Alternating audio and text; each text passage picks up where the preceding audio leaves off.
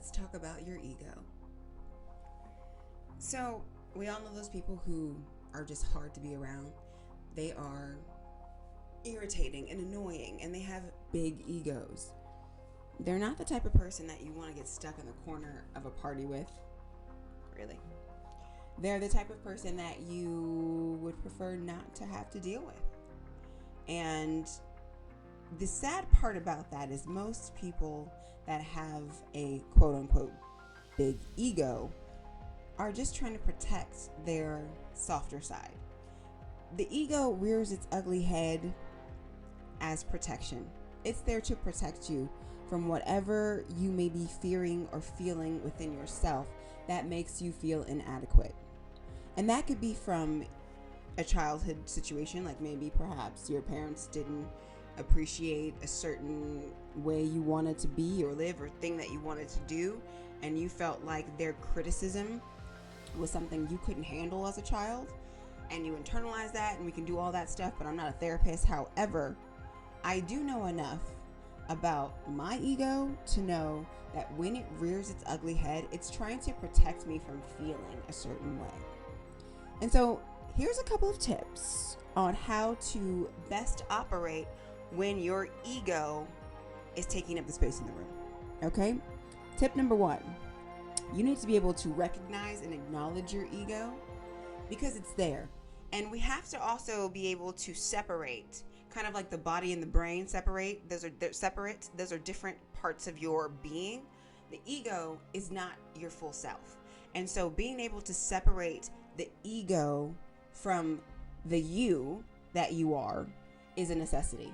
Maybe give it a name. Like, when something happens, like, hey, that's Carrie, that's not me.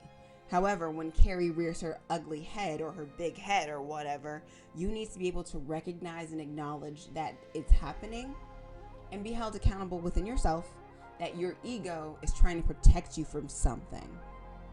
Number 2, be aware of how it makes you feel and unpack that.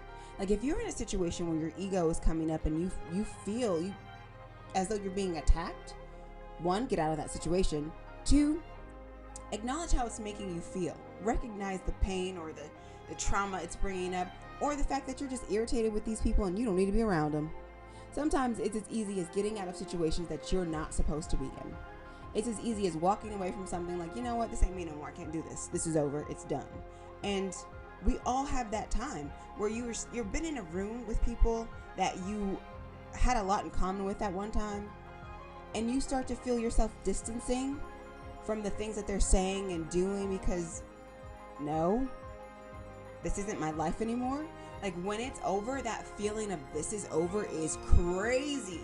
You're just there, being there. You know these people. You know the situation. You've been here before. You've been there before. And you're ready to move on. Then your ego starts to come up like, why are you even here? What are you even doing? It's protecting you from the same monotonous life. It's telling you to move on. It's telling you it's time to grow.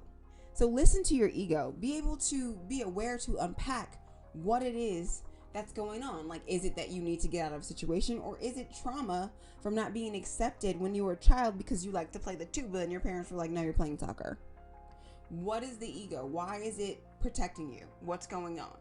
And number 3, do yourself a favor and don't punish yourself for these ego flare-ups, for being upset or even indignant about certain things. Reward yourself for knowing that it is your ego, that you've got some work to do, that you need to maybe get therapy, talk to a wellness coach, that maybe you need to meditate or need to get out of these spaces with these people that don't do what you do anymore. So your ego is your friend. And yes, it can become an annoying asshole, and we all know that person.